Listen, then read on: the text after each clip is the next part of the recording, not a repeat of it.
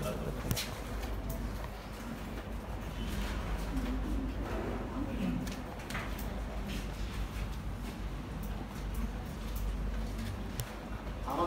আজকে কিন্তু শেষ বুঝছেন, বাকি ছিল সামান্য ওই আপেল রিভিশন আর রিভিউ। হ্যাঁ, এই তিনটা বিষয় বাকি আছে, আর বাকিগুলো আমরা শেষ করে দিচ্ছি।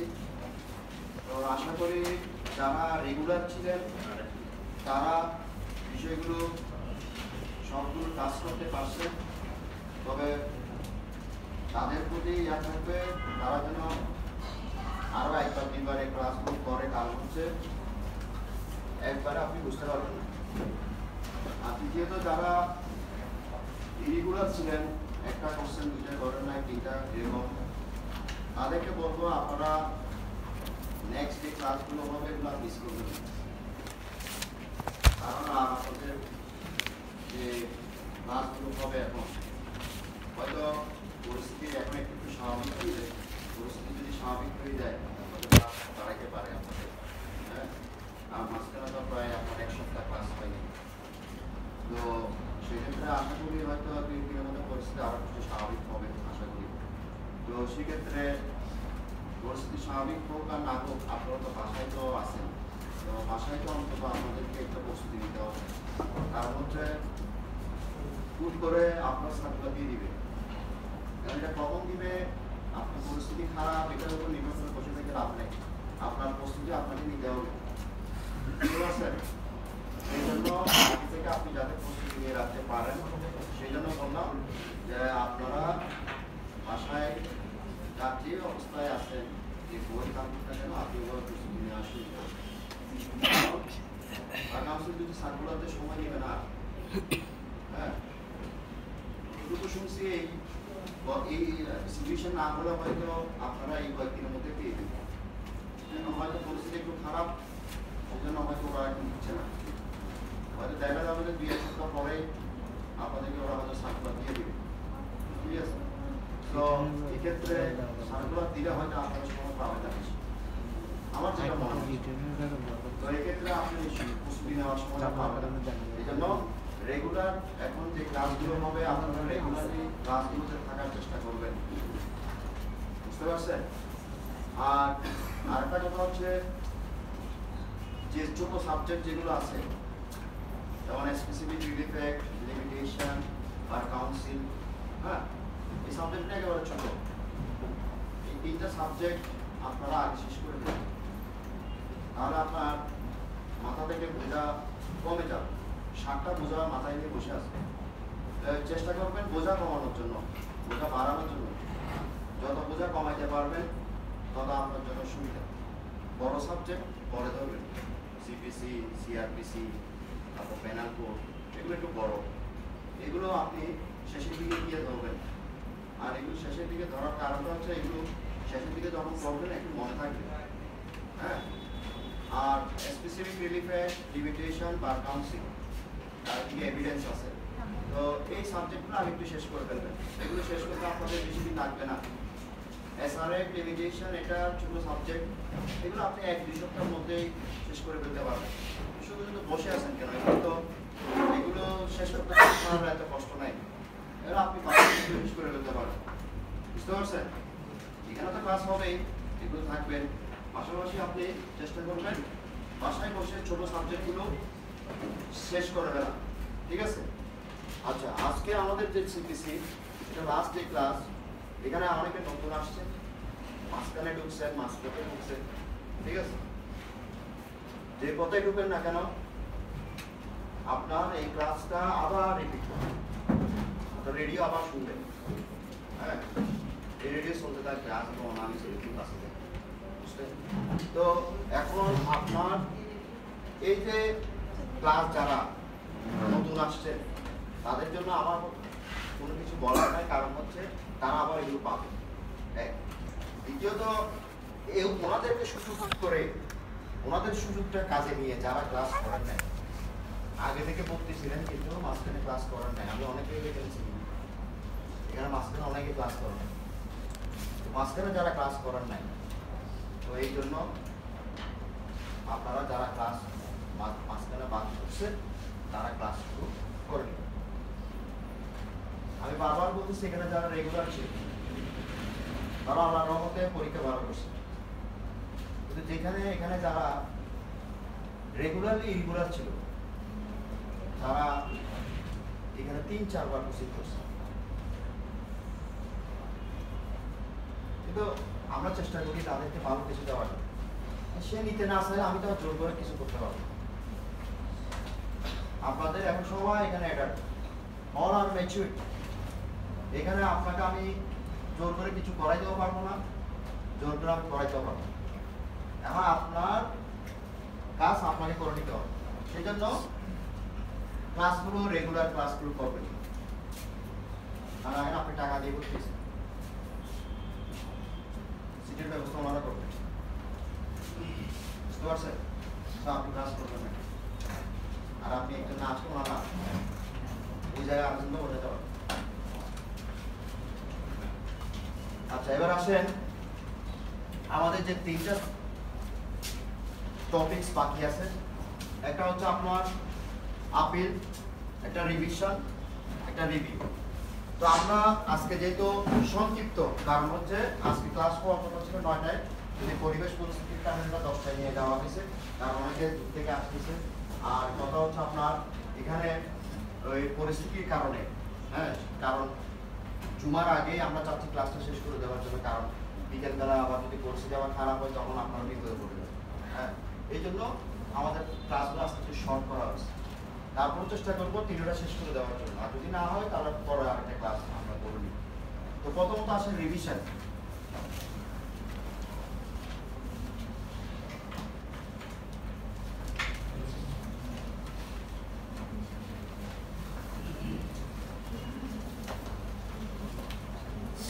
এখন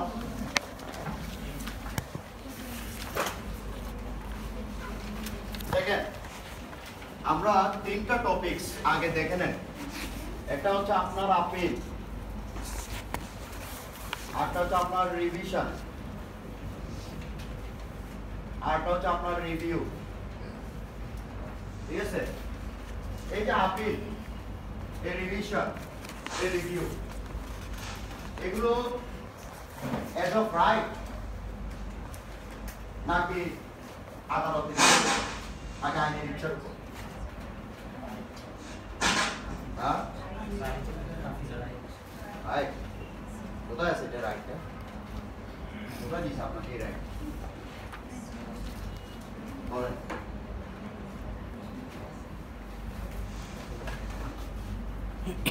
হ্যাঁ, রাইট বলছেন না?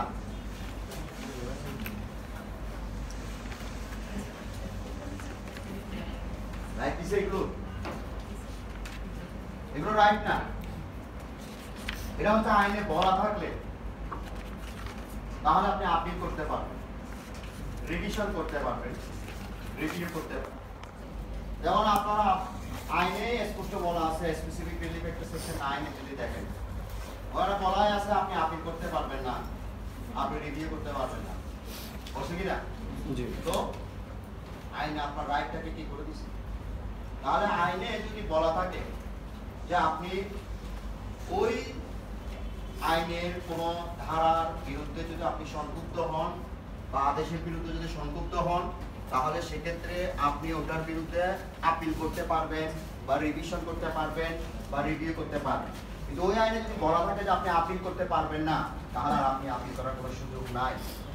ওই আইনে যদি বলা থাকে যে আপনি এটার বিরুদ্ধে কোনো রিভিশন করতে পারবেন না, তাহলে আপনি আর রিভিশন করতে পারবেন।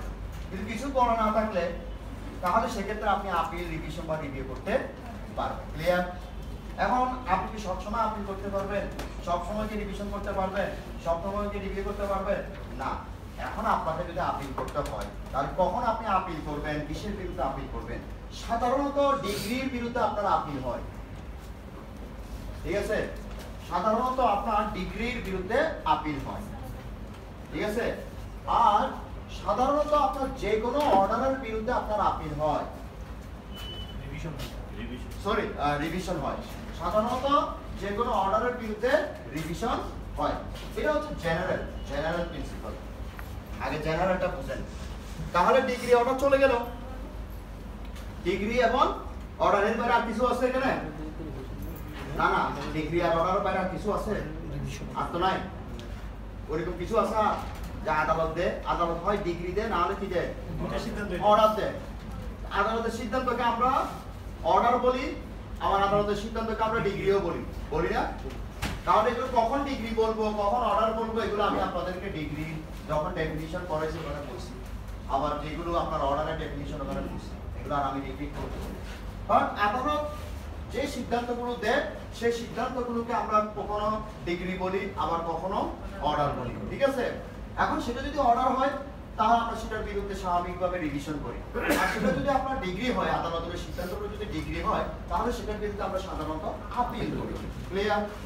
আচ্ছা, এখন আসেন এখানের মধ্যে কিছু ক্ষেত্রে ব্যতিক্রম হয়, কিছু ক্ষেত্রে ব্যতিক্রমগুলো এবার দেখেন। যদি আইনে বলা থাকে এই ডিগ্রির বিরুদ্ধে কোনো আপিল করতে পারবেন না, তাহলে আপনি আপিল করতে পারছেন না, তাহলে এটা ক্রস। কখন? যদি আইনে বলা থাকে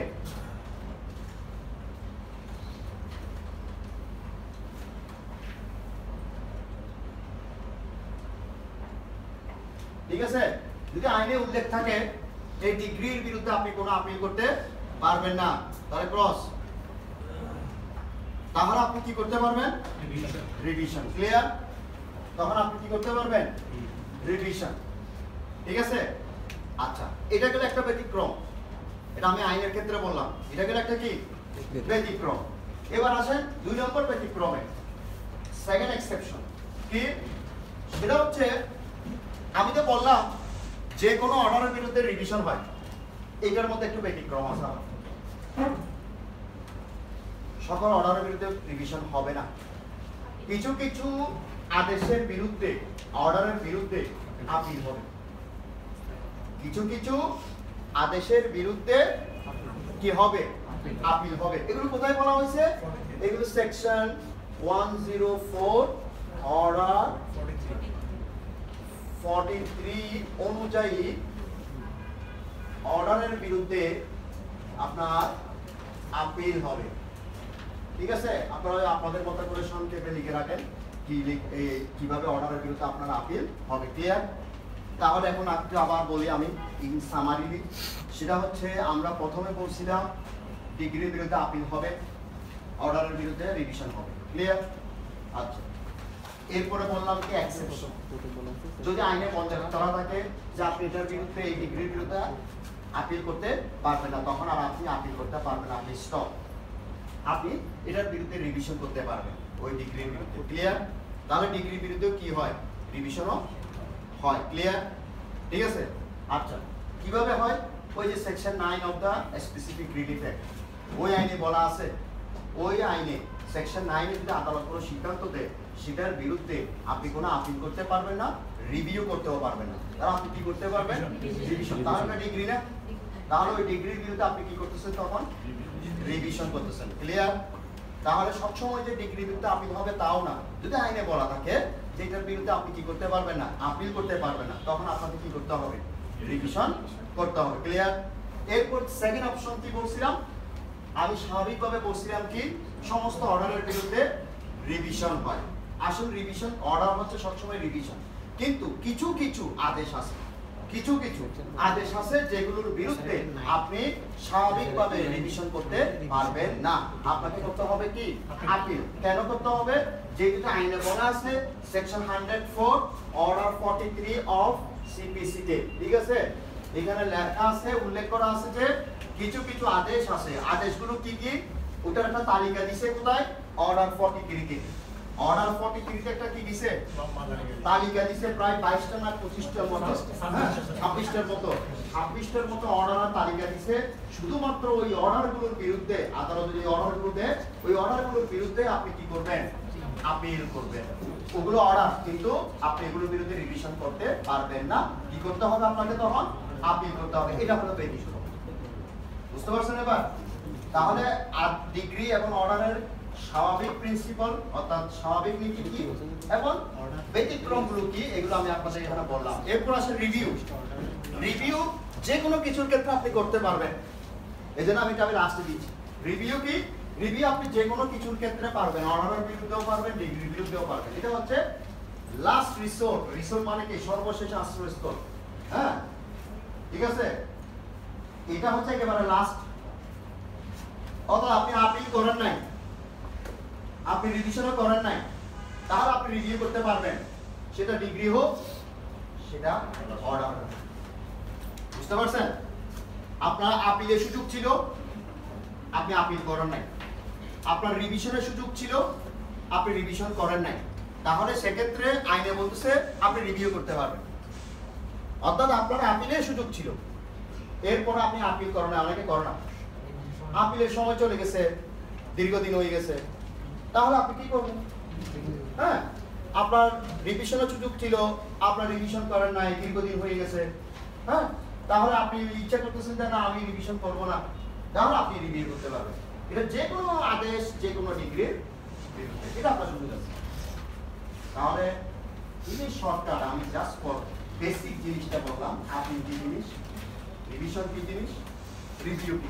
এবার আসে আপিলে কি আলোচনা হয়, আপিলে আদালত কি দেখবে, রিভিশনে আদালত কি দেখবে, আর রিভিশনে আপনি কি ফোকাস করবেন, আপিলে আপনি কি ফোকাস করবেন, আপনি আপিলে কি শুনানি করবেন, রিভিউতে কি শুনানি করবেন, রিভিশনে কি করবেন, সেটা একটু জানা দরকার।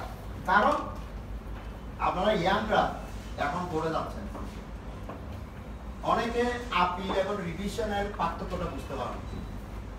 কোর্ট জিজ্ঞেস করে একটা, সে বলে আরেকটা।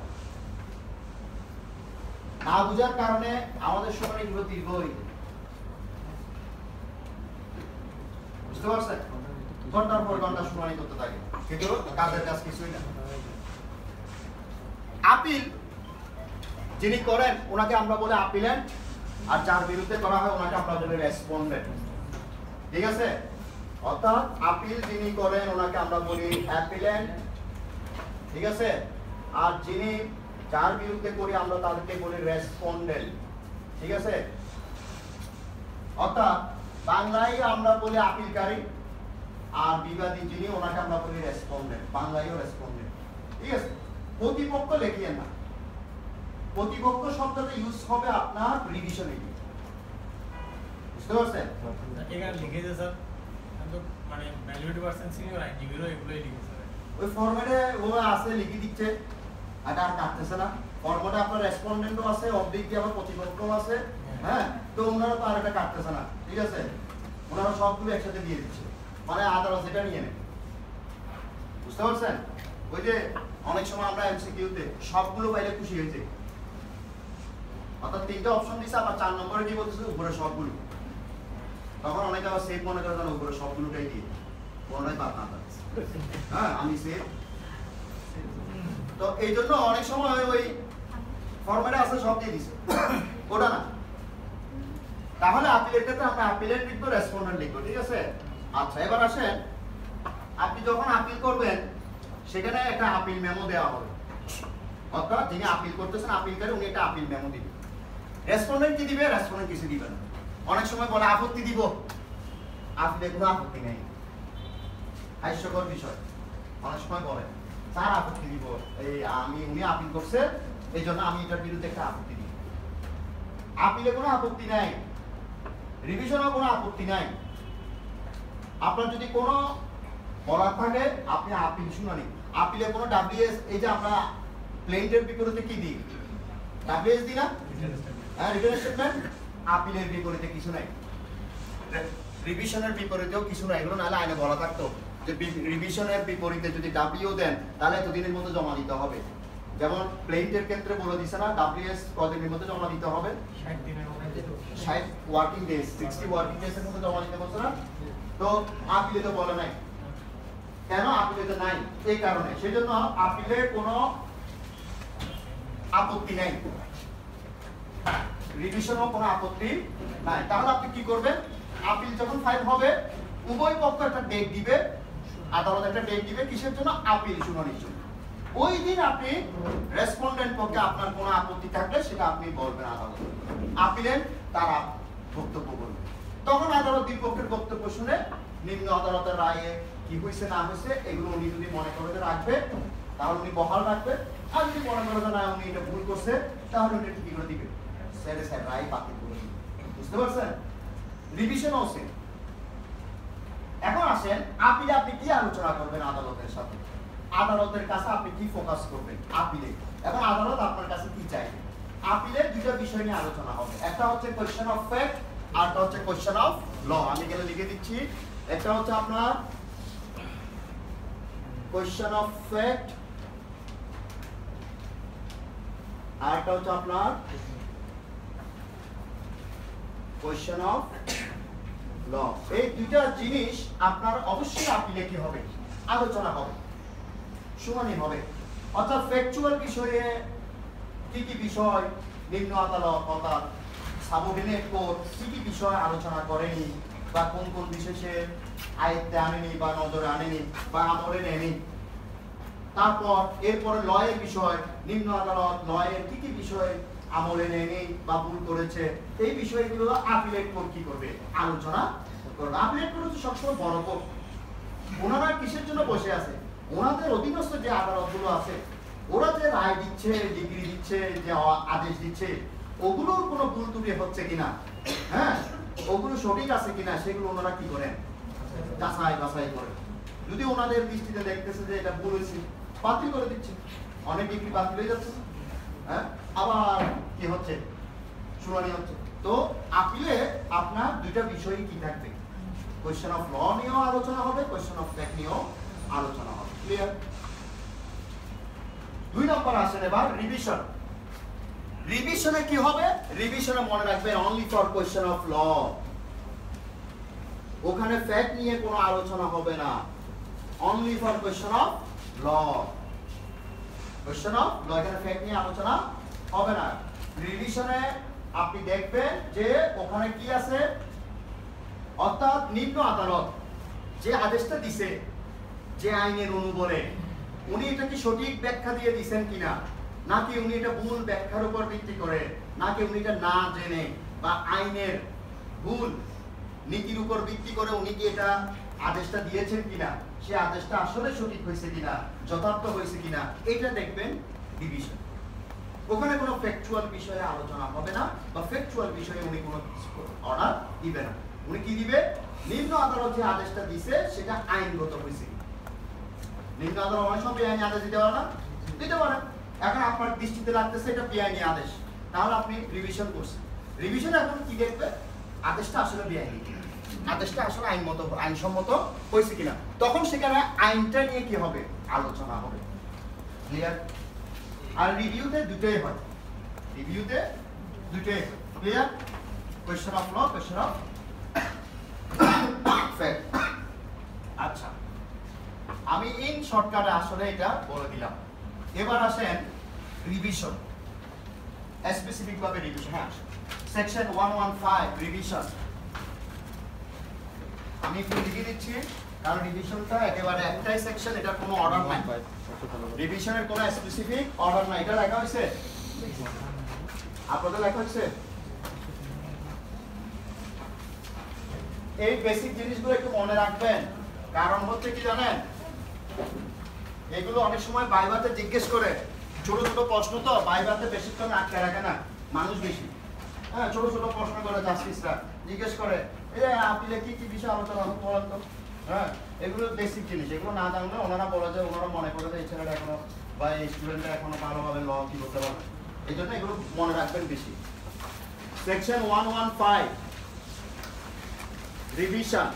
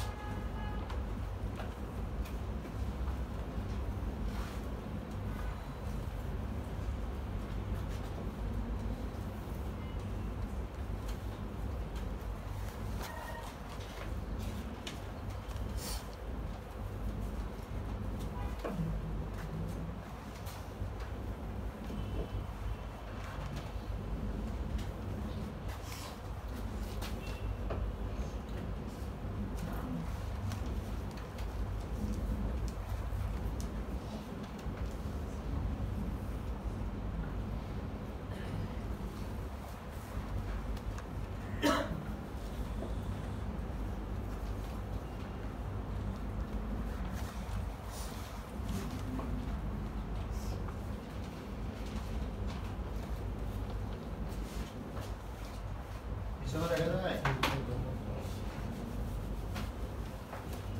দেখেন না?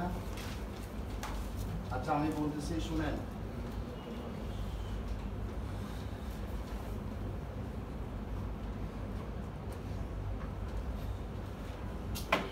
Section 115 revision. জেলা জজ বা অতিরিক্ত জেলা জজ কর্তৃক কোন ডিগ্রি বা আদেশ। তারপর সেকেন্ডলি হচ্ছে যুগ্ম জেলা জজ, সিনিয়র সহকারী জজ বা সহকারী জজ কর্তৃক ডিগ্রি। রিভিশন হবে হাইকোর্ট বিভাগে, হাইকোর্ট বিভাগে রিভিশন। তারপর দ্বিতীয়ত লিখলাম যুগ্ম জেলা জজ, সিনিয়র সহকারী জজ, সহকারী জজ কর্তৃক কোন আদেশ। রিভিশন হবে জেলা জজ আদালতে রিভিশন। তারপর 3 নাম্বার জেলা জজ বা অতিরিক্ত জেলা জজ আদালত রিভিশনে কোনো আদেশ প্রদান করলে তদ বিরুদ্ধে আপনি যদি কোনো আবার রিভিশন করতে চান হাইকোর্ট বিভাগে অনুমতি সাপেক্ষে দ্বিতীয় রিভিশন। হাইকোর্ট বিভাগে অনুমতি সাপেক্ষে দ্বিতীয় রিভিশন। ঠিক আছে, দেখেন রিভিশন সেকশনটা বিশাল, এই জন্য আমি আপনাদেরকে এটা একটু সংক্ষেপ করে দিলাম। তো বেসিক জিনিসটা রিভিশন কোথায় করবেন আপনাকে জানতে হচ্ছে, রিভিশন জিনিসটা কি আর রিভিশন কোথায় করবেন আর কতদিনের মধ্যে করবেন। আমরা রিভিশন কি আগে এটা দেখে নেব। What is revision? হ্যাঁ, লাস্টের লাইনটা জেলা জজ বা অতিরিক্ত জেলা জজ আদালত রিভিশনে কোনো আদেশ প্রদান করিলে তদ বিরুদ্ধে হাইকোর্ট বিভাগে অনুমতি সাপেক্ষে দ্বিতীয় রিভিশন, এটাকে আমরা বলি leave to revision. Leave to appeal বলে না? হ্যাঁ, লিভ টু রিভিশন, এটাকে আমরা ইংলিশে বলি লিভ টু রিভিশন, অর্থাৎ অনুমতি সাপেক্ষে দ্বিতীয় রিভিশন। ঠিক আছে, আবার বলতেছি জেলা জজ বা অতিরিক্ত জেলা জজ আদালত রিভিশনে কোনো আদেশ প্রদান করিলে তদ বিরুদ্ধে হাইকোর্ট বিভাগে অনুমতি সাপেক্ষে দ্বিতীয় রিভিশন। ঠিক আছে, আচ্ছা দেখেন সবার তো দেখা শেষ।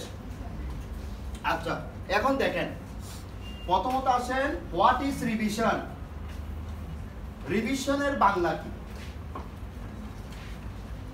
বলেন? পুনরায় চেক করার বিষয়। পুনরায় চেক করা। রিভিউর বাংলা কি?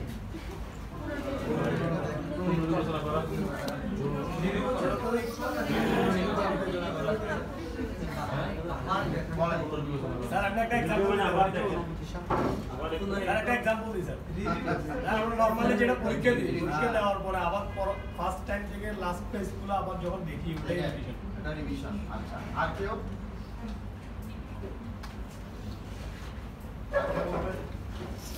টিচারদের জন্য যে খাতাটা দেয় হ্যাঁ সেটা খাতা এটা হচ্ছে রিভিশন। রিভিশন। আচ্ছা আর কেউ? পরীক্ষার রেজাল্ট দেওয়ার পর পরীক্ষার রেজাল্ট দেওয়ার পর কি বৃষ্টি হবে? নাম্বার কমানোর পর চেক করে তখন নাম্বার কমাই দেয়। আচ্ছা আসলে টিচারগুলো বেশি না নাম্বার কমাই দেয়। এটা নাম্বার দিতে চায় না কেন আমি এটা বুঝি না। ওরা কি নাম্বার দিলে ফকিরে যাবে? হ্যাঁ আমি বুঝি না, এক্সামিনাররা নাম্বার দিলে কি ফকিরে যাবে? না, ও ফকির নাম্বার দিতে চায় না। একটা জিনিস আমি বুঝি না, এটা মনে হয় ওদের সম্পদ। হ্যাঁ ওদের এটাই সম্পদ মনে হয়। আপনিও বুঝি না, আমিও বুঝি না। হ্যাঁ কারণ হচ্ছে কি আমিও তো বুঝতেছি না, আমিও তো নাম্বার কম পাইছি না, বুঝছেন? আমার রেজাল্ট ভালো না, তো আমার রেজাল্ট এমনিতে খারাপ। হ্যাঁ তো এখন আপনার এই যে রিভিশন, এটার বাংলা হচ্ছে পুনর্নিরীক্ষণ।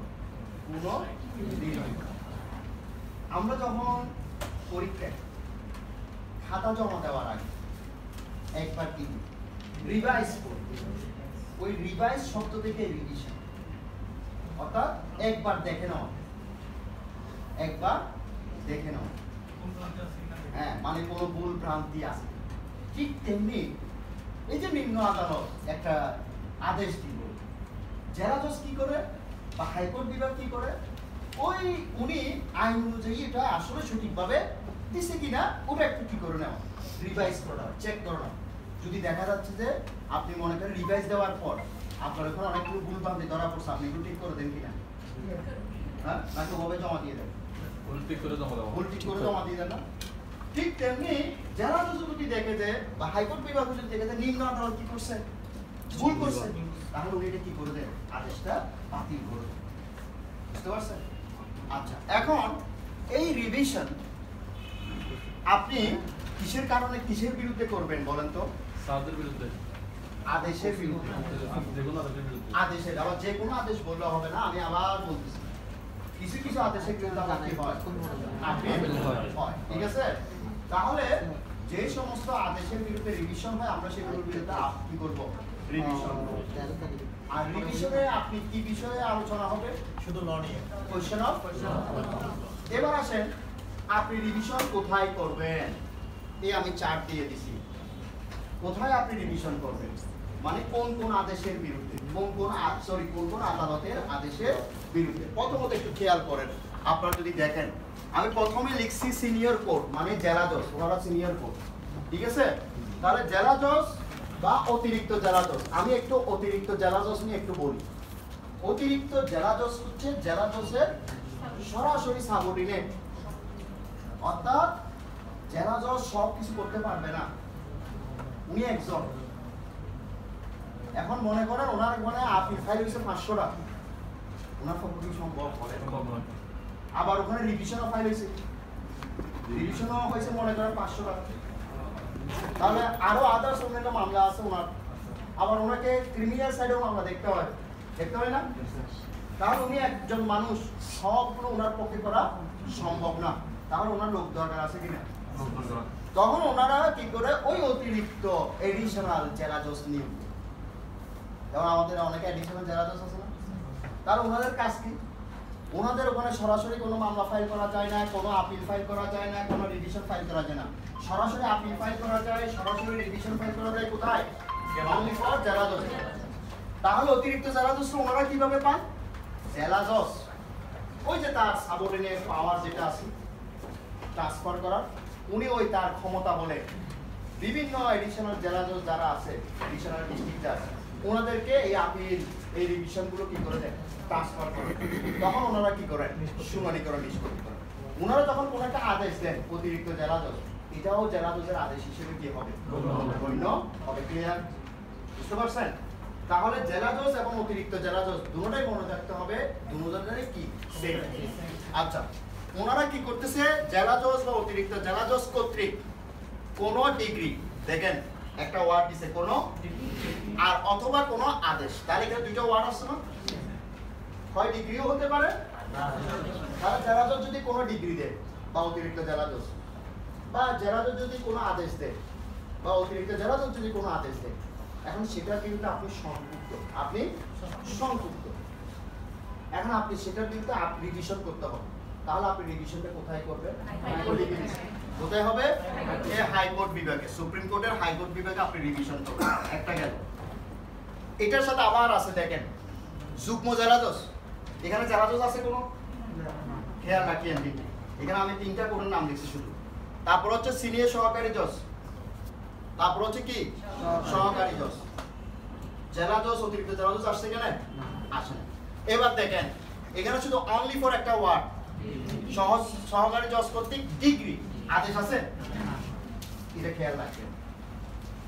এখান থেকে অনেক সময় প্রশ্ন দিয়ে দেয়, ফুট করে আনসার দিয়ে দেয় জেলা জজ, দিবে কি ডিগ্রির বিরুদ্ধে। এখন আপনার মাথায় তো ঢুকছে যুগ্ম জেলা জজ, সহকারী জজ বা সিনিয়র সহকারী জজ যদি কোনো ডিগ্রি বা আদেশ দেয় সেটার বিরুদ্ধে জেলা জজের রিভিশন, কিন্তু এখানে একটা সামান্য ডিগ্রি রয়ে গেছে, প্রবলেম রয়ে গেছে। এখানে বাদ করে দিচ্ছি ডিগ্রি এবং আদেশ। ডিগ্রি হলে কোথায় যাবো? হাইকোর্ট। খেয়াল থাকে জানো, এই জন্য আপনাকে দেখতে হবে এটা কি ডিগ্রি নাকি আদেশ।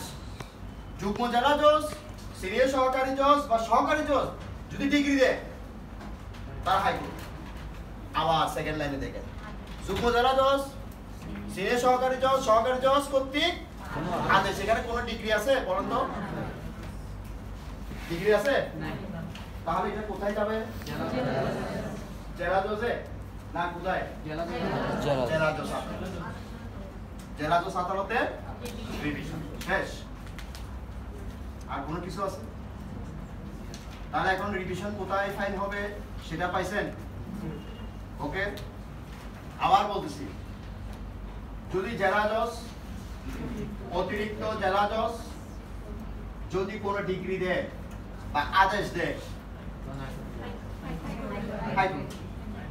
এটা একদম কমন সেন্সের বিষয়। দেখেন তো, সিনিয়র যদি কোনো আদেশ দেয়, এটা দেখার জন্য কি আপনি জুনিয়রের কাছে যাবেন? না, এটা সিনিয়র কাছে যাও। এটা ওনার সিনিয়র কাছে যাবো না? ঠিক আছে তো? তাহলে এটা একটা কমন সেন্সের বিষয়। মানে সিনিয়র একটা আদেশ দিছে, তাহলে এটার বিরুদ্ধে আপনি যদি এটাকে রিভিউ বা কোনো কিছু করতে চান, তাহলে আপনাকে কোথায় যেতে হবে? ওনার উপরে যেতে হবে না? তাহলে ওনার উপরে কি আছে? হাইকোর্ট। তাহলে জেলা জজ বা অতিরিক্ত জেলা জজ যদি কোনো ডিগ্রি দেয় বা কোনো আদেশ দেয়, আমরা কোথায় যাবো? হাইকোর্টে। এবার আসেন যুগ্ম জেলা জজ, জেলা সিনিয়র সহকারী জজ এবং সহকারী জজ, ওনারা যদি কোনো ডিগ্রি দেয়, এখানে একটু পড়ার বিষয় আছে, ওনারা যদি কোনো ডিগ্রি দেয় তাহলে সেটা যাবে হাইকোর্ট, আর যদি ওনারা যদি কোনো আদেশ দেয় সেটা যাবে জেলা জজ। শেষ। আচ্ছা, এবার আসেন 3 নাম্বার লাইন। আমরা রিভিশন ফাইল করছি কোথায়? জেলা জজে। তাহলে এটা অতিরিক্ত জেলা জজও কি দিতে পারে? আদেশ দিতে পারে, দিতে পারে কি না? তাহলে কিসে আদেশ? রিভিশনে। আমরা যে রিভিশনটা ফাইল করছি না জেলা জজে, তাহলে জেলা জজ রিভিশনে কি কোনো আদেশ দিবে কি দিবে না? দিবে তো। সেটা বাতিল হোক, না মঞ্জুর করতে পারে, মঞ্জুর করতে পারে। এখন রিভিশনে যদি কোনো আদেশ প্রদান করে তৎ বিরুদ্ধে, এখন আপনি তারপরও কি হইছেন? সংক্ষুব্ধ। আপনি সারা জীবন সংক্ষুব্ধ, সারা জীবন পেরেশান। হ্যাঁ, সে দুনিয়াতে আসছে, অনেক আছে না, সারাক্ষণ সে জিজ্ঞেস করলে হয় না, ভালো না, দুনিয়া ভালো চলতেছে না, তো ওর দুনিয়ায় কখনো ভালো চলবে না যদি ওর নিজে থেকে ভালো না চলে। হ্যাঁ, আপনি অল্পতে যদি সন্তুষ্ট না হন, আপনার সারা জীবন আপনার বড় দিলেও আপনি জীবনে কোনো কিছু হবে না, সন্তুষ্ট হবেন না। ঠিক আছে, এই জন্য ওনাকে বলা হচ্ছে কি, তারপরেও যদি আপনি সংক্ষুব্ধ হন, আপনি আবার রিভিশন করতে পারবেন, তবে সেটা সরাসরি করতে পারবেন না। কোথায় করতে হবে? হাইকোর্ট বিভাগে। তাও সরাসরি না, অনুমতি নিতে হবে। এটাকে আমরা বলি leave to revision, leave to আপিলের মতো leave to revision, second revision. Clear? আচ্ছা, রিভিশনের এই বিষয়গুলো গেল, যদিও ওখানে বিশাল কোনো রিস্কে, আমি জাস্ট ফর বোঝার জন্য বেসিক জিনিসটা আপনাদেরকে এখানে দিয়ে দিলাম। ঠিক আছে, এবার আসেন রিভিশনের লাস্ট যে জিনিসটা, কতদিনের মধ্যে আপনাকে রিভিশন করতে হবে? হ্যাঁ, তারপর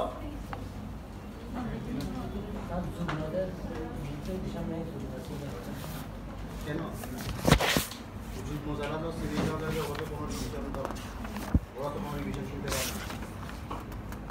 যুগ্ম যারা তো রিভিশন না, ওনারা কেন আদেশ দিবে?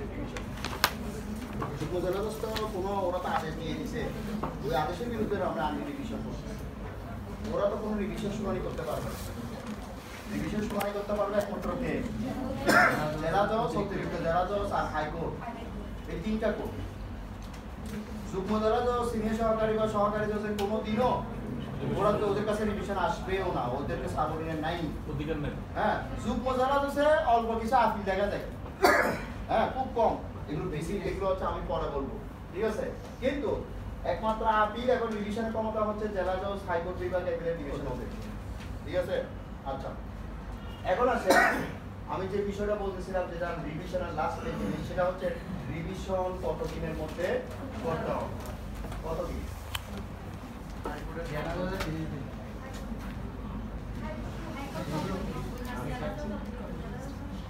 একদিন। আচ্ছা, আর কে বলবেন? কতদিন? হ্যাঁ, কোথায় আছে? রেফারেন্স বলেন না, হাদিস নাম্বার বলেন। মানে ওই হাদিসের নাম জানে তামাদি, নাম্বারটা মনে নাই, নাম্বারটা মনে নাই, কিন্তু হাদিসের নামটা জানে। ওটা জানলে অনেক, ওটা জানলেও অনেক। কারণ হচ্ছে আইন কোথায় আছে, মানে প্রবলেমের সমাধানটা কোন আইনে আছে, এটা জানতে পারলে আপনি অর্ধেক আইনজীবী হয়ে গেছেন। এখন আপনার কাছে আরেকটা ইচ্ছে থাকতে হবে, সেটা হচ্ছে কি, ওই আইনটা তো জানেন, ওই আইনে আছে, কষ্ট করে আপনাকে ওই আইনের বইটা কিনে পড়তে হবে। এই ইচ্ছাটা যদি থাকে তাহলে আপনি কমপ্লিট আইনজীবী নিতে পারবেন।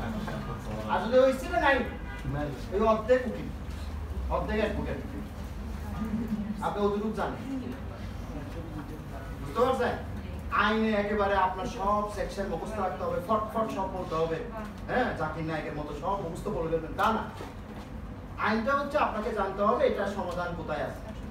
এরপর আপনি আইনজীবী, আপনি বই বের করেন, বইটা বের করে আবার পড়েন না, পড়লে ওখানে লেখা আছে, কিন্তু আপনি পড়তে ইচ্ছে নাই আপনার, তাহলে আর আপনার দিয়ে হবে না, বুঝতে পারছেন? তাহলে রিভিশন করতে হবে কতদিনের মধ্যে তামাদি আইনে বলা নাই, বুঝতে পারছেন? তো আপনারা এই যে 30 দিন, 60 দিন, 90 দিন বলে ফেললেন, এটা কিসের ভিত্তিতে? এটা আপিলের বেসে করবে। এটা অনুমান নাকি আপিল? এটা আসলে আপিল অনুমান কিছু না, আপনারা সঠিকভাবেই বলছেন, কিন্তু হয়তো জানেন না কোথায় থেকে বলছেন, আমরা বলে ফেলছি। এই যে 30 দিন আর 90 দিন যেটা বলা হচ্ছে, এটা একটা ব্যাখ্যা দিচ্ছে সুপ্রিম কোর্ট। এটা তামাদিতেও নাই, কোথাও নাই, এটা ব্যাখ্যা দিচ্ছে। ব্যাখ্যাটা কি? যেহেতু রিভিশনের জন্য কোনো মেয়াদ উল্লেখ করা নাই, কোথায়? তামাদি আইনের শিডিউলে, তফসিলে কোনো উল্লেখ নাই, তাহলে সেক্ষেত্রে আমরা কোনটা ফলো করব? তখন আমাদের সুপ্রিম কোর্টে বলতেছে আমরা লোয়ার কোর্টে অর্থাৎ জেলা জজে আপিল করি 30 দিনের মধ্যে। কয় দিনের মধ্যে? জেলা জজে আপিল কতদিন? 30 দিন। আর হাইকোর্ট বিভাগে আমরা আপিল করি কত দিনের মধ্যে? 90 দিনের মধ্যে। এই রুলসটা আমরা রিভিশনের ক্ষেত্রেও কি করব? ফলো করব। কে বলতেছে? Supreme court. এই রুলসটা কোটার ক্ষেত্রে আপনাকে ফলো করতে বলছে, আপনার রিভিশনের ক্ষেত্রে বলতেছে যদি আপনি জেলা জজে রিভিশন করেন 30 দিন। কতদিন? 30 দিন।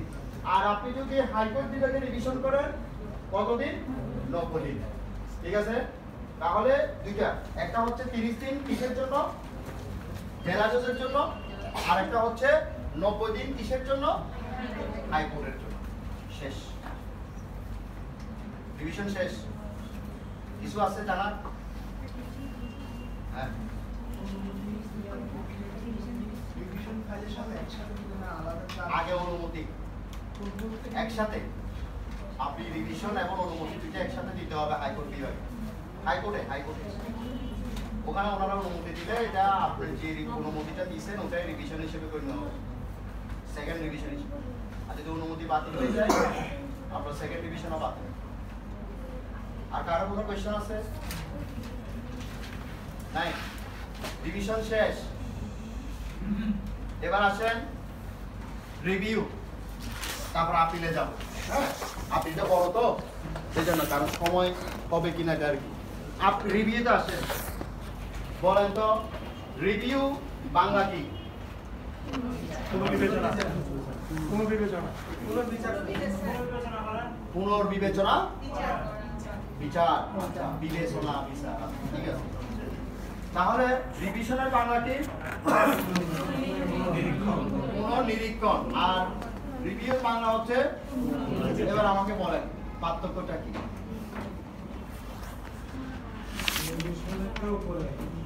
আর রিভিউটা যাত্রা সে দেখবে।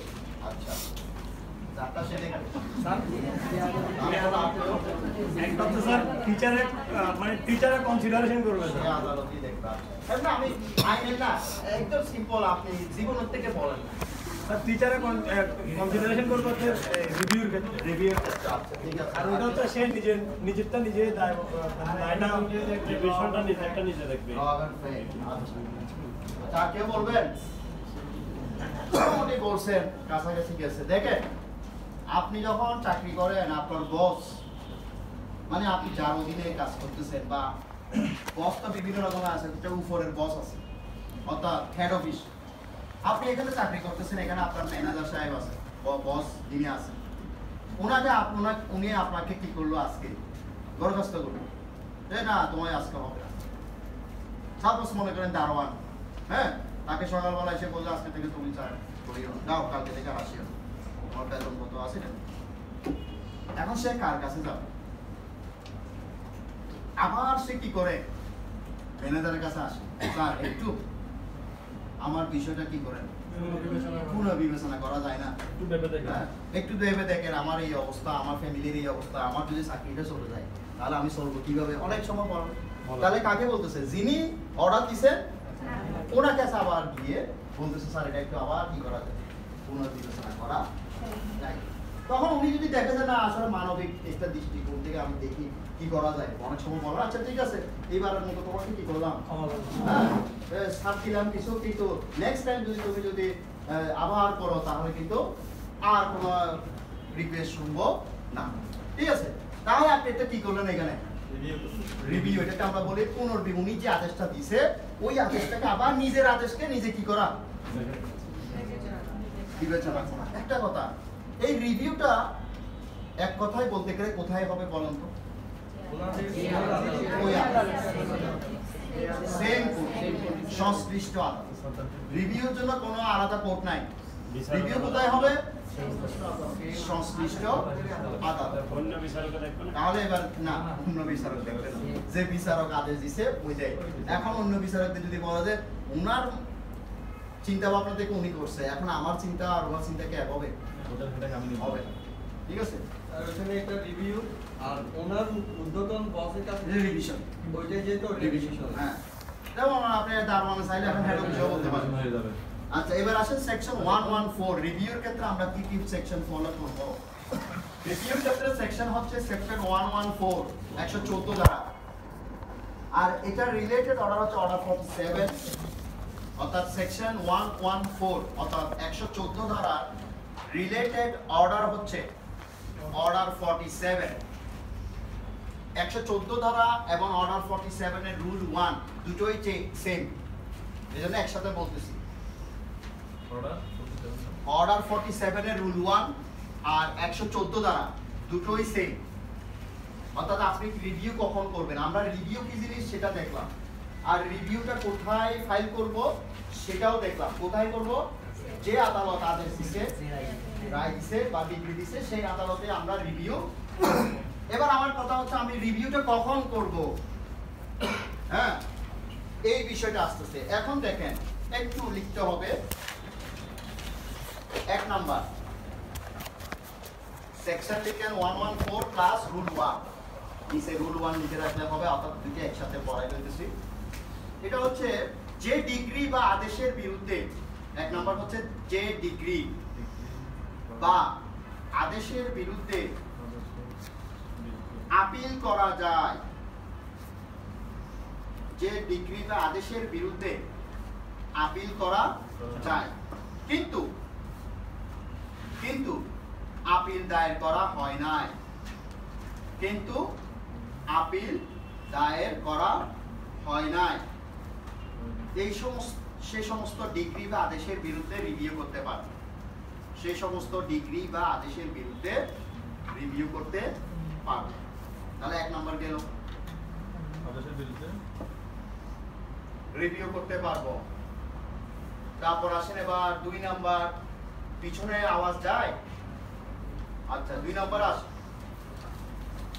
যে সমস্ত ডিগ্রি বা আদেশের বিরুদ্ধে আপিল দায়ের করা যায় না, যে সমস্ত ডিগ্রি বা আদেশের বিরুদ্ধে, যে সমস্ত ডিগ্রি বা আদেশের বিরুদ্ধে আপিল দায়ের করা যায় না, আপিল দায়ের করা যায় না, সেই সমস্ত ডিগ্রি বা আদেশের বিরুদ্ধে রিভিউ করতে পারবে।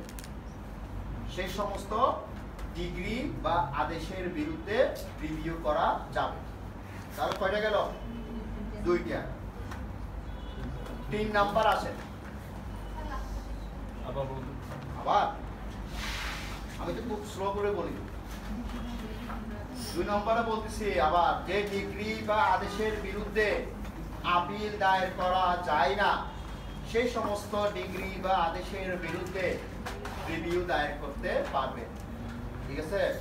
আচ্ছা 3 নাম্বার, স্মল কজেস কোর্ট, ক্ষুদ্র বিষয়ক আদালত বাংলা এটাকে বলে স্মল কজেস কোর্ট।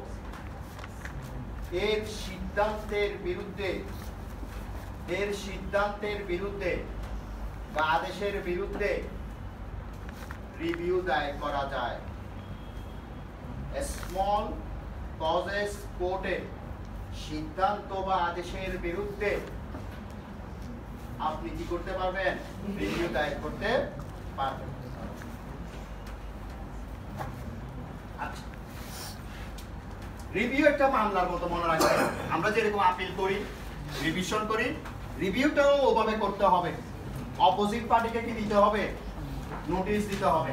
আপিল করলে আপনি অপোজিট পার্টিকে কি দেন? নোটিশ দেন না? আপিল করলে কি করতে হয়?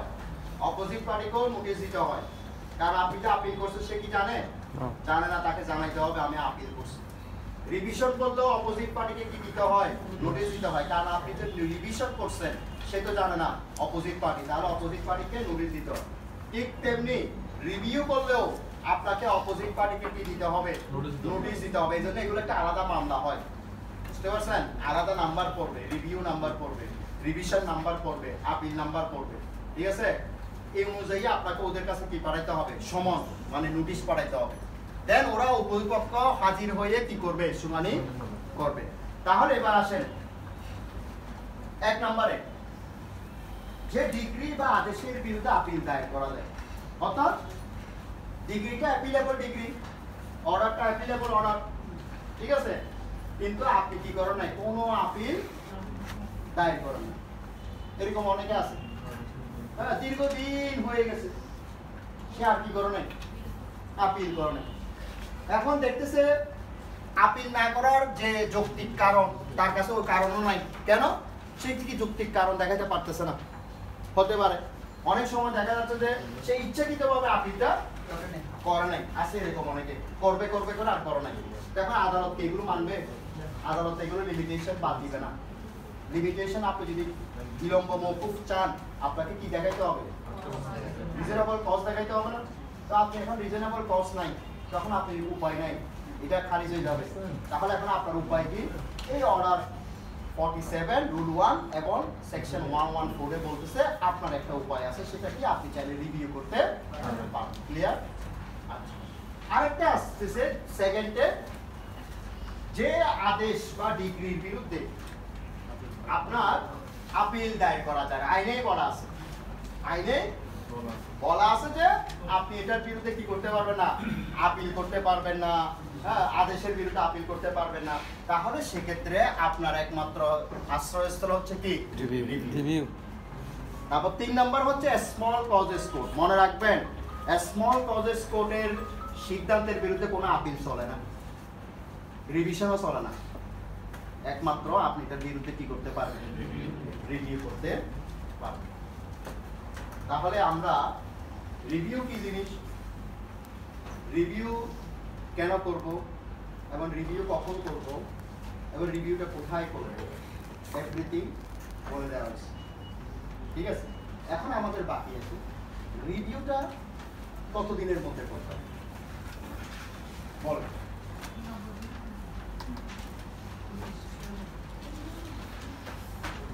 রিভিউটা কত দিনের মধ্যে করতে হবে?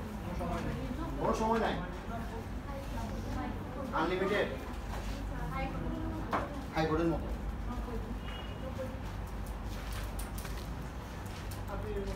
আপিলের মতো হয়ে অ্যাক্টিভিটি লেগেছে,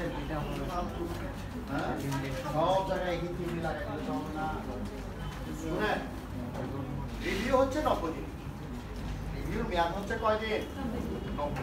আর যে আইনে উল্লেখ করা থাকে যে এটার বিরুদ্ধে রিভিউ করতে হবে 15 দিনের মধ্যে, কিছু কিছু ক্ষেত্রে আবার 45 দিন আছে, 15 দিন আছে, যেগুলো স্পেশাল ল, ওগুলোর ক্ষেত্রে আপনাকে ওই আইন অনুযায়ী রিভিউ করতে হবে, বুঝতে পারছেন?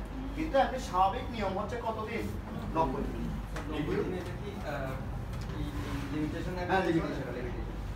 আপনার 90 দিনের মধ্যে আপনাকে কি করতে হবে? রিভিউ করতে হবে। ক্লিয়ার?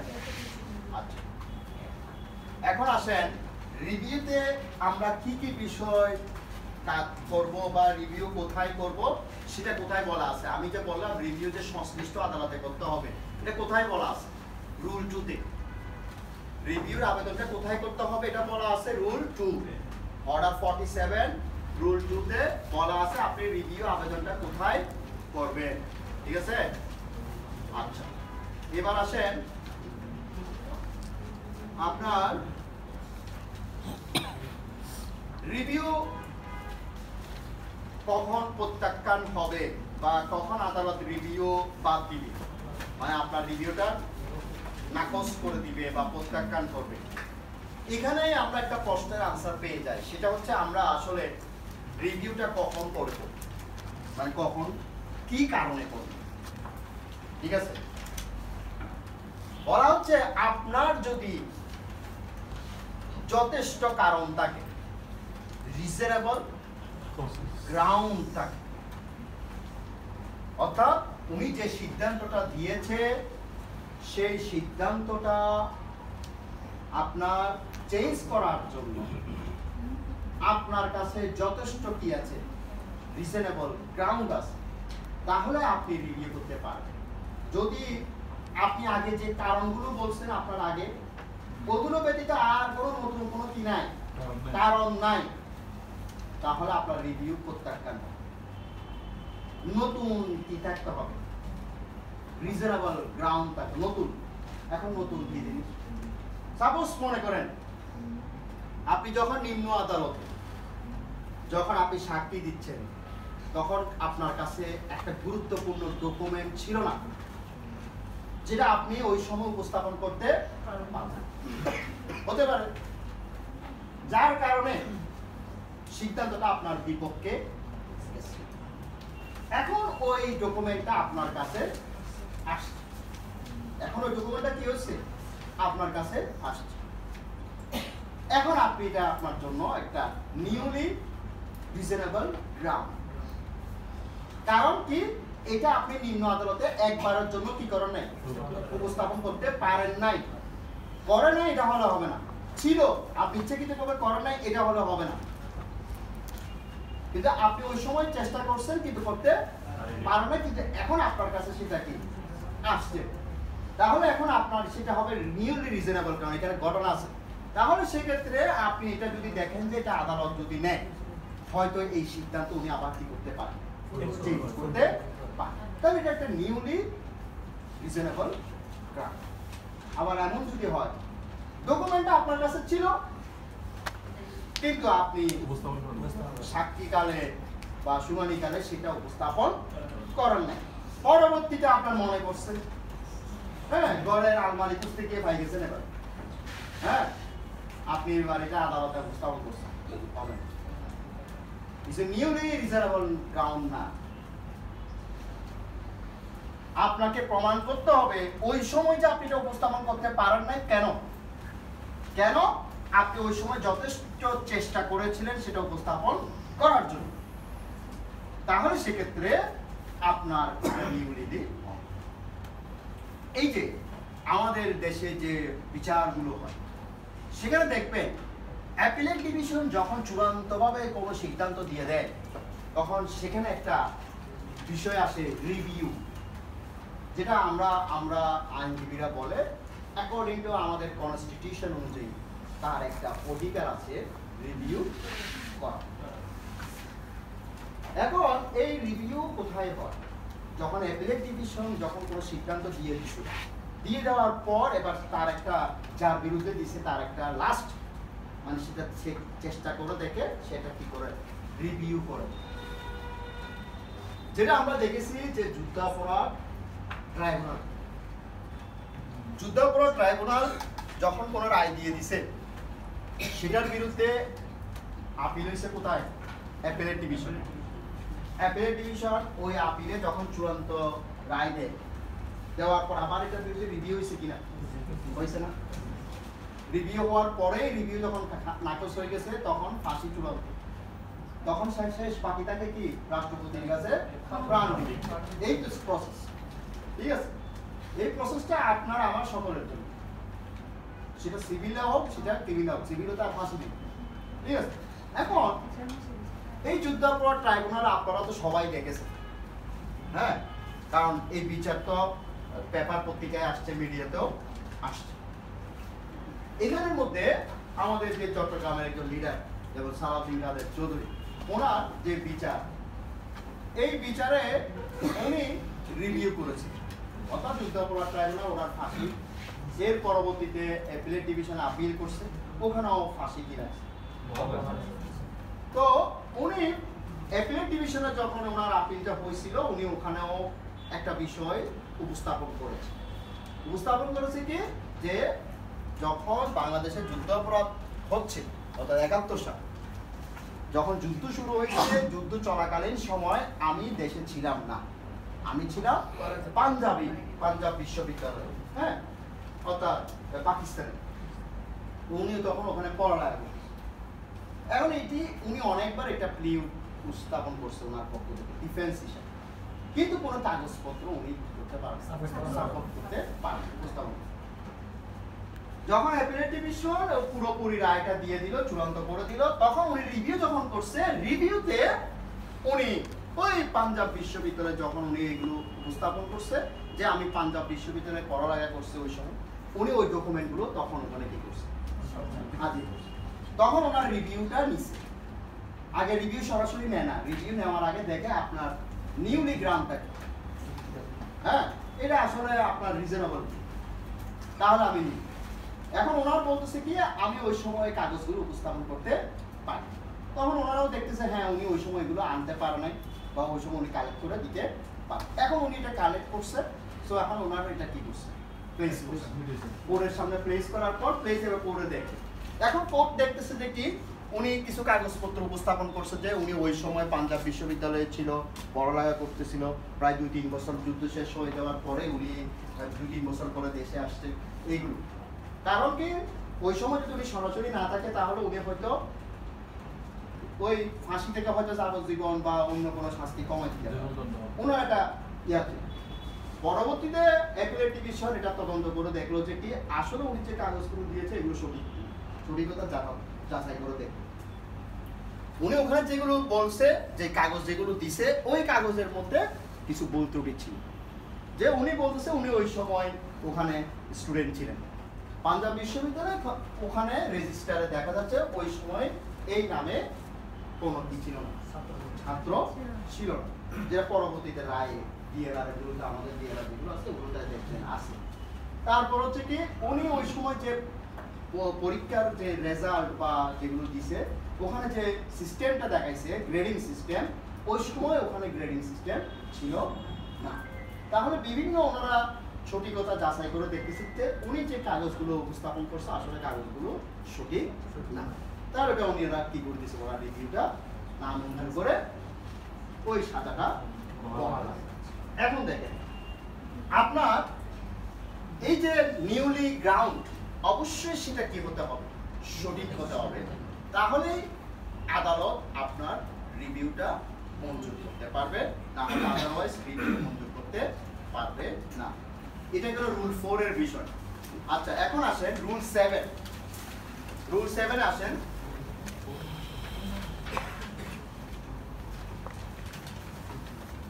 রুল 7 হচ্ছে আদালত যদি রিভিউ না মঞ্জুর করে সেটার বিরুদ্ধে কোনো আর আপিল করা যাবে না। রিভিউ যদি কি করে না মঞ্জুর করে, আপনি রিভিউ করছেন, আদালত সেটা কি করলো না মঞ্জুর করলো, তাহলে সেটার বিরুদ্ধে আর আপনি আপিল করতে পারবেন না। আর যদি রিভিউ মঞ্জুর করে সেটার বিরুদ্ধে আপনি আপিল করতে পারবেন। যদি আদালত রিভিউ মঞ্জুর করে তাহলে সেটার বিরুদ্ধে আপনি কি করতে পারবেন, আপিল করতে পারবেন। আর লাস্ট একটা কথা, সেটা হচ্ছে সেকেন্ড রিভিউ না, সেকেন্ড রিভিউ আপিল হবে না, আর রিভিউ মঞ্জুর করলে আপিল হবে। আর শেষে লিখে রাখেন যে সেকেন্ড রিভিউ হবে না, সেকেন্ড রিভিউ হবে না। অর্থাৎ আমরা সেকেন্ড রিভিশন দেখছিলাম ওটার মতো, কিন্তু এখানে সেকেন্ড রিভিউ হবে না, বুঝতে পারছেন? অর্থাৎ আমরা সেকেন্ড রিভিশন দেখছি না, আদালতের অনুমতি সাপেক্ষে সেকেন্ড রিভিশন, রিভিউর ক্ষেত্রে এগুলো কিছুই হবে না। অর্থাৎ দ্বিতীয়বার রিভিউ আবেদন করা যাবে না, রিভিউ একবার, সেকেন্ড রিভিউ হবে না। শেষ, রিভিউ শেষ, রিভিশনও শেষ। এবার আসেন আপিলে, শেষ করে দিয়ে সিপিপি শেষ করে দিব, ঠিক আছে? আপিলে আসেন। আপিলের সেকশন হচ্ছে সেকশন 96 থেকে নিয়ে আপনার 112 পর্যন্ত এই সেকশনগুলো হচ্ছে আপিল রিলেটেড সেকশন। কত 96 থেকে নিয়ে 112 112 এই সেকশনগুলো হচ্ছে আপিল রিলেটেড সেকশন, ঠিক আছে? আমি এই সেকশনগুলো আপনাদেরকে একটু ভাগ করে দিই। মূল ডিগ্রি হতে আপিল, মূল ডিগ্রি হতে আপিল, সেটা হবে সেকশন 96 থেকে নিয়ে 103। মূল ডিগ্রি হতে আপিল, সেটার সেকশন হচ্ছে 96 থেকে নিয়ে 103। তারপর হচ্ছে 2 নাম্বার আদেশ হতে আপিল, আদেশ order, appeal from order, appeal from order, আদেশ হতে আপিল। এটার সেকশন হচ্ছে 104 থেকে নিয়ে 106। 104 104 থেকে 106, ঠিক আছে?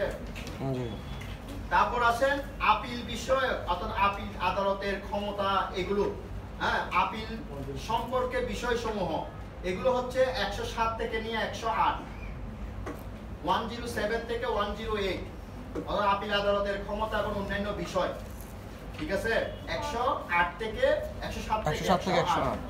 আচ্ছা, লাস্ট হচ্ছে আপিল বিভাগে appeal, appeal two appellate court, appeal বিভাগে আপিল, একেবারে সর্বোচ্চ আদালতের কি আপিল বিভাগে আপিল, সেটা হচ্ছে 109 থেকে 112, 109 থেকে 112। এবার আছে সেকশন 96। প্রথমত আসে, আমি এখানে বলছিলাম মূল ডিগ্রি হতে আপিল। তো এখানে আপনি বলতে পারেন ডিগ্রি আবার কয় রকম আছে। এখানে আসলে মূল ডিগ্রি হতে আপিল বলতে কি বুঝে কি জানেন? আপিল দুইভাবে হয়, একটা হচ্ছে ডিগ্রি হতে, আরটা হচ্ছে আদেশ হতে। যেগুলো সরাসরি ডিগ্রি থেকে হয় এগুলোকে আমরা বলি অরিজিনাল আপিল, অর্থাৎ মূল ডিগ্রি হতে আপিল। আবার বলতেছি, আপিল দুইভাবে হয়, একটা হচ্ছে ডিগ্রি হতে, আরটা হচ্ছে আদেশ হতে। আর যেগুলো ডিগ্রি হতে আপিল হয়, সরাসরি ডিগ্রি হতে কি হয় আপিল হয়, ওগুলোকে বলে আমরা মূল ডিগ্রি হতে আপিল। ইংলিশে আমরা বলি এগুলোকে আমরা অরিজিনাল আপিল, একেবারে আসল আপিল যেগুলো আমরা বলি অরিজিনাল আপিল, ঠিক আছে? আচ্ছা, আর যেগুলো আপনার আদেশ থেকে আপিল হয়, আদেশ থেকে আপিল হয়, সেগুলোকে আমরা বলি মিসকেলেনিয়াস আপিল, মিস আপিল। কোর্টে গেলে শুনবেন মিস আপিল বলে, ঠিক আছে? মিস আপিল হচ্ছে, মনে রাখবেন, যেগুলো অর্ডার থেকে আপিল হয়েছে, যেগুলো অর্ডার থেকে আপিল হয়েছে ওগুলোকে আমরা বলি মিসকেলেনিয়াস আপিল, ঠিক আছে? আচ্ছা, এবার আসেন 96, সেকশন 96 এ আসেন। মূল ডিগ্রি হতে আপিল, এখানে 3টা পয়েন্ট আছে। একটা হচ্ছে মূল ডিগ্রি হতে আপিল হলে সেটা আপনি আপিল আদালতে আপিল দায়ের করবেন, সংশ্লিষ্ট আপিল আদালতে। তা আপিল আদালতের কোনটা বলেন তো? জেলা জজ, হাইকোর্ট, জেলা জজ এবং সুপ্রিম কোর্ট দুটোই। কেন? আপিল আদালতের একটা এখতিয়ার আছে, আছে কিনা বলেন তো? কি এখতিয়ার? কত? 5 কোটি টাকা। 5 কোটি টাকা। কত টাকা? 5 কোটি টাকা। অর্থাৎ আপনি যে ডিগ্রির বিরুদ্ধে আপিল করতেছেন, সেই ডিগ্রির মূল্য যদি 5 কোটি টাকার নিচে হয়, কোথায় আপিল করবেন? জেলা জজ। একটু লিখে রাখবেন, 5 কোটি টাকা পর্যন্ত হলে কত, কোথায় হবে? জেলা জজ। আর 5 কোটি টাকার উপরে হলে, তো 5 কোটি 1 টাকা হয়ে গেছে, তাহলে সেটা চলে যাবে হাইকোর্টে, হাইকোর্ট বিভাগে, ঠিক আছে? হাইকোর্ট বিভাগ। তাহলে আপনার এখানে মূল্যটা কিভাবে বুঝবেন? ওই যে আপনার মামলার মূল্যমান, আপনার মামলার মূল্যমান আছে না? আপনার মামলার মূল্যমান মনে করো 10 কোটি টাকা, যেটা ফাইল করছেন, তাহলে এই মামলা কোথায় ফাইল হবে? হাইকোর্টে। আরে ফাইল কোথায় হবে এটা বলতেছি। স্যার যুগ্ম জেলা জজ। এখন ওখানে ডিগ্রি দিল, তাহলে এখন এই ডিগ্রির বিরুদ্ধে আপনি আপিল হাইকোর্টে। কেন করতেছেন? ওই যে মামলাটার মূল্যমান হচ্ছে কত? 10 কোটি টাকা। তাহলে আমি তো করতে পারবো 5 কোটি পর্যন্ত, এটা 10 কোটি, তাহলে আপনাকে চলে যেতে হবে কোথায়? হাইকোর্টে। এটাই হচ্ছে নিয়ম, ঠিক আছে? আর দ্বিতীয়ত আসেন 2 নম্বরে 96 এ বলতেছে একতরফা ডিগ্রির বিরুদ্ধে আপিল করা যাবে। একতরফা ডিগ্রির বিরুদ্ধে, অর্থাৎ মামলা একতরফা হয় না, তাহলে একতরফা যদি আদালত কোনো ডিগ্রি দেয় সেটার বিরুদ্ধে আপনি কি করতে পারবেন? আপিল করতে পারবেন। একতরফা ডিগ্রির বিরুদ্ধে কি করা যাবে? আপিল করা যাবে। 3 নাম্বার 96 এর সাবসেকশন 3, কম্প্রোমাইজ ডিগ্রি অর্থাৎ সম্মতিমূলক ডিগ্রির বিরুদ্ধে আপিল করা যাবে না। কম্প্রোমাইজ ডিগ্রি আমরা কোথায় পড়ছিলাম? অর্ডার 23 রুল 3, অর্ডার 23 রুল 3 তে পড়ছিলাম। কম্প্রোমাইজ ডিগ্রি অর্থাৎ সম্মতিমূলক ডিগ্রি বা যেটাকে আমরা বলি সোলে ডিগ্রি, সোলে নামা ডিগ্রি বা সোলে ডিগ্রির বিরুদ্ধে আপিল করা যাবে না। কম্প্রোমাইজ ডিগ্রির বিরুদ্ধে কোনো আপিল করা যাবে না according to section 96 subsection 3। Clear? ঠিক আছে। আচ্ছা, এখন আসেন 97। এই 97টা খুবই ইম্পর্টেন্ট, 97টা খুবই ইম্পর্টেন্ট, এটা একটু খেয়াল করবেন। লাস্টের বুঝেন নাই যে অর্থাৎ কম্প্রোমাইজ ডিগ্রি আমরা যেটাকে বলি সম্মতিমূলক ডিগ্রি, কম্প্রোমাইজ ডিগ্রির বিরুদ্ধে কোনো আপিল করা যাবে না। কম্প্রোমাইজ ডিগ্রি আপোষ ডিগ্রির বিরুদ্ধে আপিল করা যাবে না। আচ্ছা 97 আসে, 97 এ বলতেছে এটা একটু ইম্পর্টেন্ট, এটা পরীক্ষায় আসে। 96 এবং 97 এগুলো ভালো করে পড়বেন। 97 এ বলতেছে প্রাথমিক ডিগ্রির বিরুদ্ধে আপিল দায়ের না করলে চূড়ান্ত ডিগ্রির বিরুদ্ধে আপিল দায়ের করা যাবে না। খেয়াল করেন, প্রাথমিক ডিগ্রির বিরুদ্ধে অনেক সময় ডিগ্রি দুইভাবে দেওয়া হয় না, প্রথমে প্রাথমিক ডিগ্রি দিছে পরে আবার চূড়ান্ত ডিগ্রি দিছে। এর সব ক্ষেত্রে দেয় না, কিছু কিছু ক্ষেত্রে প্রথমে কি দেয়? প্রাথমিক ডিগ্রি, যেমন পার্টিশন স্যুট প্রাথমিক ডিগ্রি দিবে, দেওয়ার পর আবার চূড়ান্ত ডিগ্রির জন্য আবেদন করলে চূড়ান্ত ডিগ্রি দিবে। ঠিক আছে। এখন আইনে বলতেছে সেকশন 97 এ কোন পক্ষ যদি প্রাথমিক ডিগ্রির বিরুদ্ধে আপিল দায়ের না করে তাহলে সে কি চূড়ান্ত ডিগ্রির বিরুদ্ধে আপিল দায়ের করতে পারবে কি? অর্থাৎ যে ব্যক্তি প্রাথমিক ডিগ্রির বিরুদ্ধে কোনো কি করে নাই, আপিল দায়ের করে নাই, ওই ব্যক্তি চূড়ান্ত ডিগ্রির বিরুদ্ধে কোনো আপিল দায়ের করতে পারবে কি?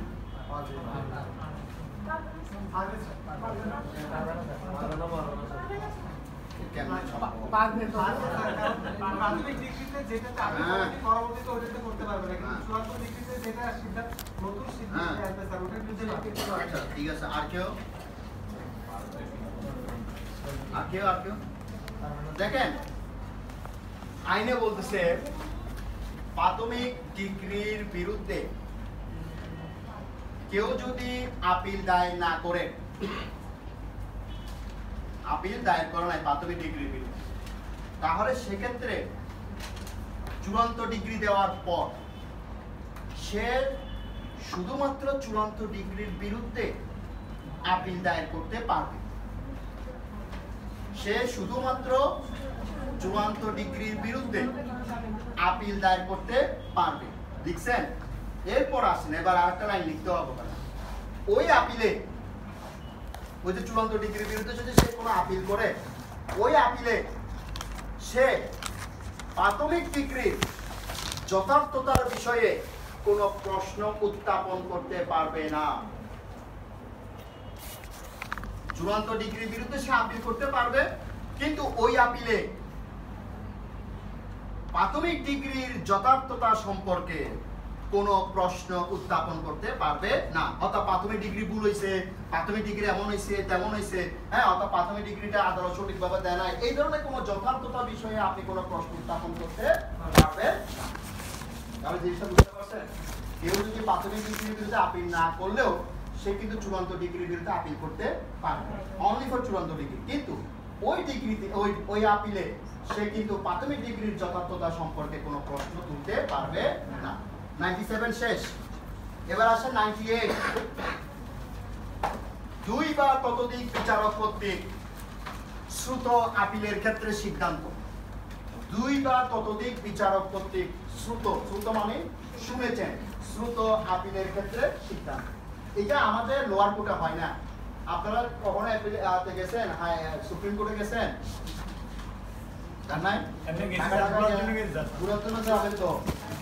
হ্যাঁ, সুপ্রিম কোর্ট তো সুন্দর। হ্যাঁ, অনেকে ফটো সেশন করে জানা গেলে, ঠিক আছে।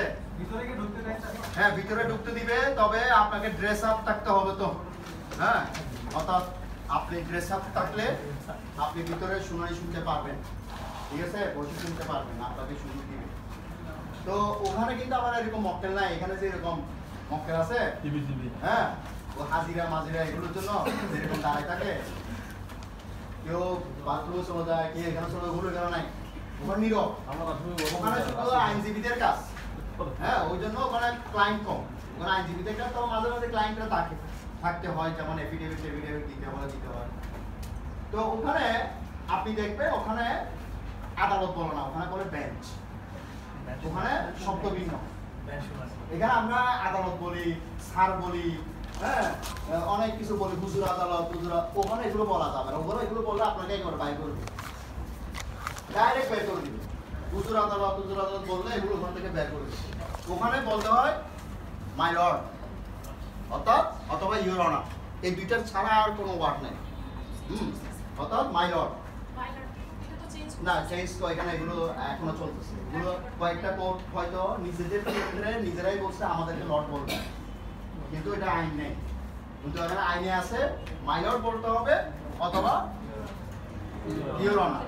আপনি যখন লিখবেন, দেখবেন আপনারা যখন হাইকোর্টে পরীক্ষা দিবেন, যখন আপনারা আপিল মেমো লিখবেন বা রিট লিখবেন, ওখানে লেখা আছে মাই লর্ডশিপ, ওই শব্দটা আছে ওখানে দেখবেন।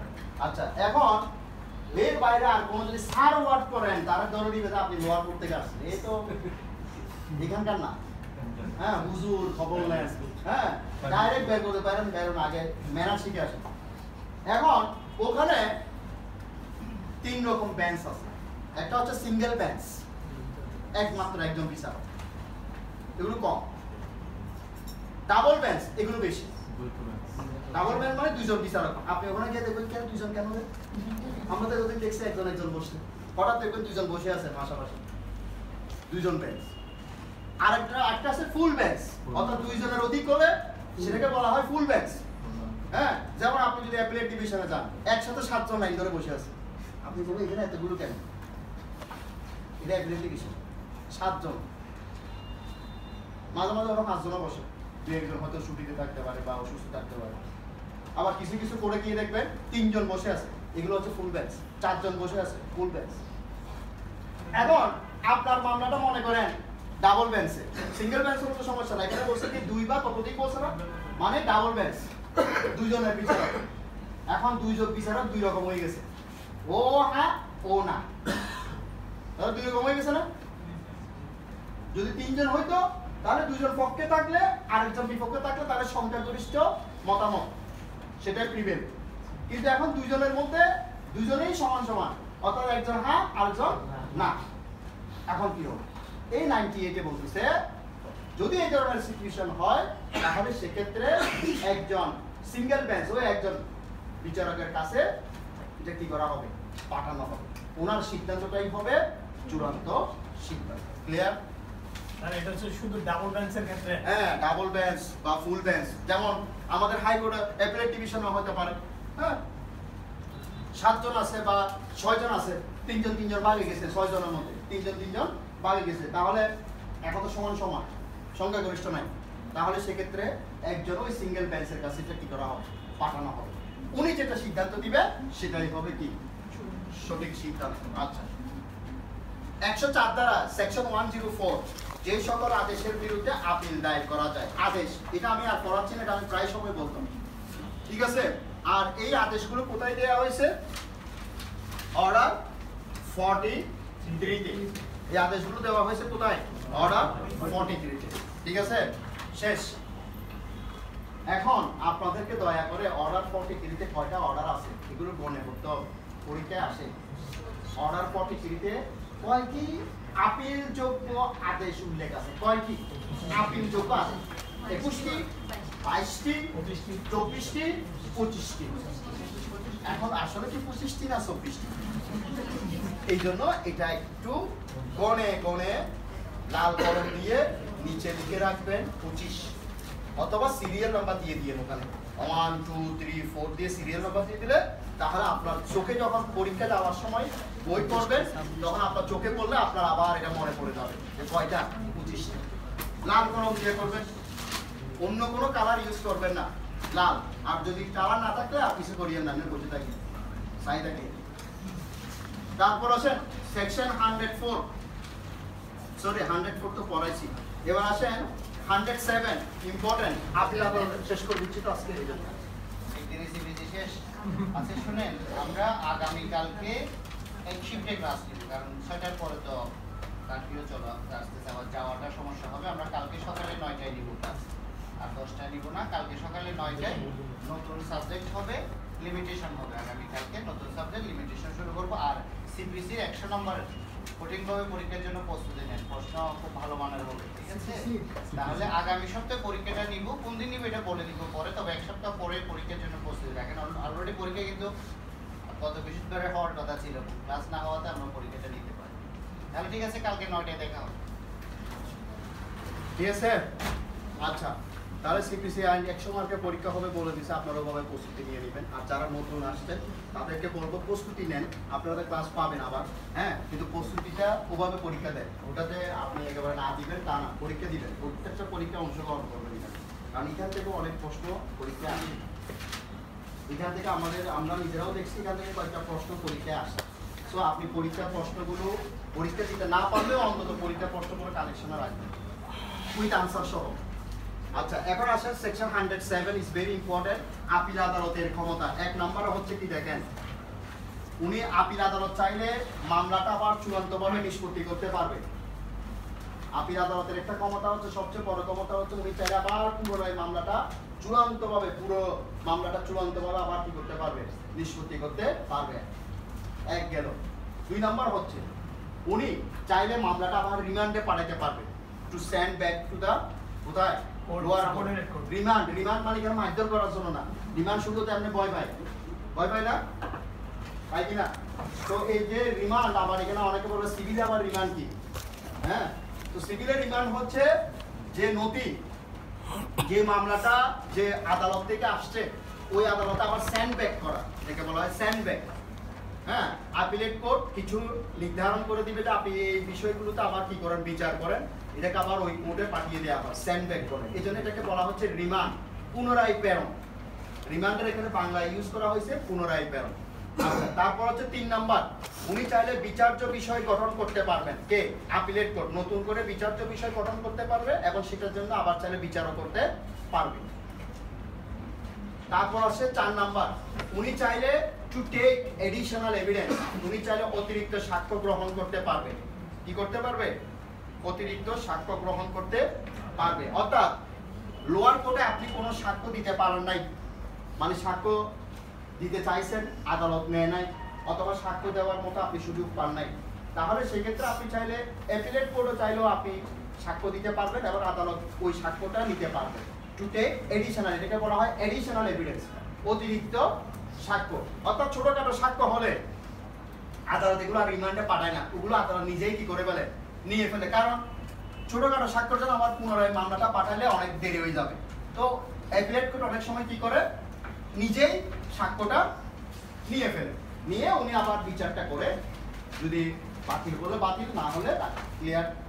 তাহলে সেকশন 107 শেষ। এবার আসেন অর্ডার 41। অর্ডার 41,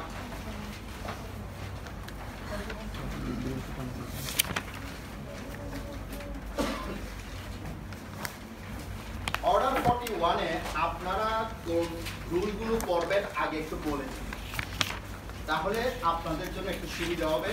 কারণ আজকে তো সব রুল পড়াইতে পারবো না, এটা সম্ভব না। হ্যাঁ, আমি যেগুলো ইম্পর্টেন্ট রুল এগুলো পড়াই দেবো, বাট আগে থেকে রুলগুলো একটু নিয়ে নেন, তাহলে আপনারা বাসায় দেখে নিতে সুবিধা হবে। প্রথমত হচ্ছে রুল 1, অর্ডার 41। রুল 1টা দেখতে হবে। Rule 3 is very very important, 1 এবং 3 দুটোই ইম্পর্টেন্ট। তারপর হচ্ছে রুল 5,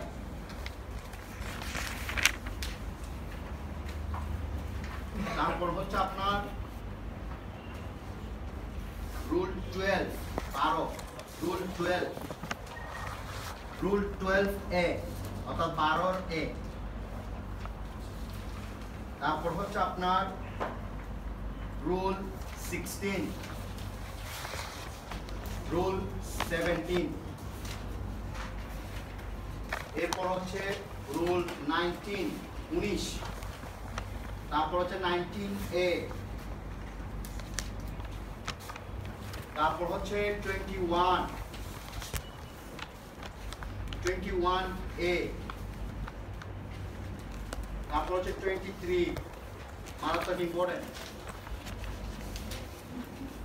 তারপর হচ্ছে 27,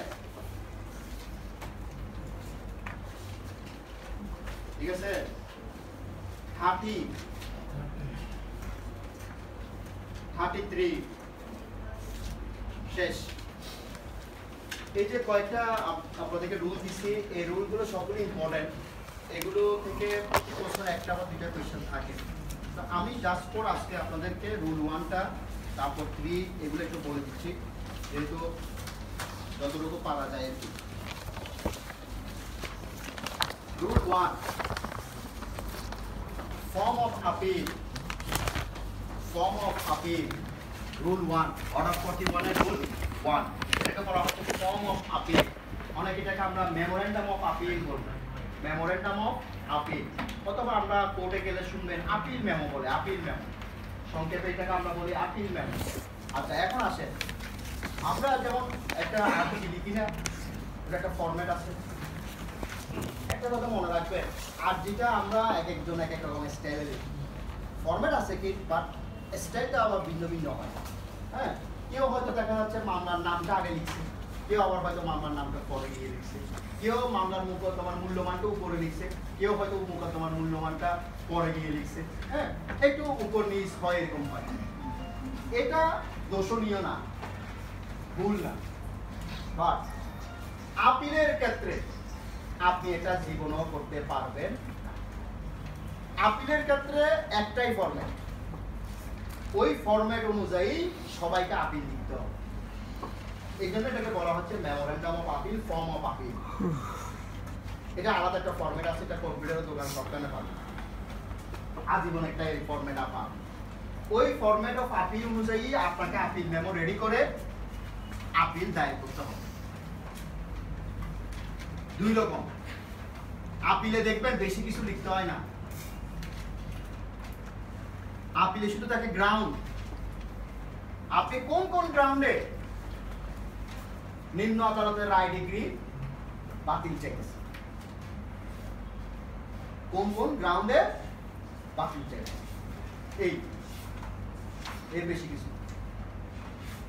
আপিলগুলো খুব সুন্দর, অনলি ফর গ্রাউন্ড গুলো লেখা থাকে, আপনি কোন কোন গ্রাউন্ড, তার বাকিগুলো তো আপনি শুনানিতে বলবেন, বাকিগুলো আপনি কোথায় বলবেন, শুনানিতে বলবেন। সো আপনি প্রথমেই আদালতকে বলতে হবে আপনি কোন কোন গ্রাউন্ডে আপনার এই নিম্ন আদালতের রায় ডিগ্রি আপনি কি চাচ্ছেন, বাতিল চাচ্ছেন। এই জন্য ফর্ম অফ আপিল ফলো করতে হবে। এবার আসেন রুল 3-তে। ফর্ম অফ আপিল যদি আপনি ফলো না করেন, ঘটনা একবার দেখেন, যদি আপনি রুল 3-তে বলতেছে rejection or amendment of memorandum, rejection or amendment of memorandum, amendment of কি বলছে, মেমোরেন্ডাম, আর রিজেকশন অফ মেমোরেন্ডাম, দুটোই করতে পারবে এই রুল 3-তে। রিজেক্টও করতে পারবে, অথবা আপনি চাইলে অ্যামেন্ডমেন্টও করতে পারবেন। তাহলে প্রথমত আসে রিজেকশন। রিজেকশন কি, আপনি ফরম্যাট ফলো না করে আপিল মেমো দায়ের করছেন, রিজেক্ট করে দিতে হবে, আপিল খারিজ। কিসের কারণে, রুল 3 অনুযায়ী আপনি মেমো ফলো করেন নাই। এটা গেল রিজেকশনের ক্ষেত্রে।